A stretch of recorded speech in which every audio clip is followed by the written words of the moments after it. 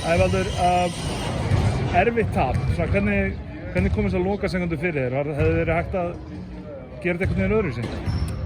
Já, þú veist náttúrulega ekki láta þá skora í körfuna og þú veist, þá er unnið. En þú veist, þeir setja stór skot, skilur, og við erum svo sem líka að setja stór skot. Bara heilt yfir í leiknum þá kannski var endurinn náttúrulega bara 50-50 þannig, en þeir náttúrulega náðu þarna ákveðnu, þú veist, komum einhver 7-8 stigum yfir og við þurftum að vinna það tilbaka á 1 mínútu, skilur. Þannig að þeir gerðu betur á það. Þeir fá 26 víti á meðan að þeir skori 40 stigin í teg og fá miklu færri vítaskot. Er eitthvað villur misræmi þar í gangi? Fá ykkar menn ekki sömu villur og hitt liðið? Ég, þú veist, reikna með að dómararnir séu fagmenn og gera þetta eftir sínu besta höfði og ég hef aldrei vært yfir dómgæslu í viðtali og ætla sem ekki að fara að biðja á því núna.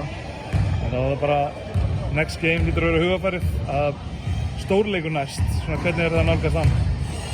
Herðu, bara, þú veist, það fara í sturtu og sturta þennan leik að mér og svo ætla ég að fara að horfa á Keflavík og finna leiði til að vinna þá.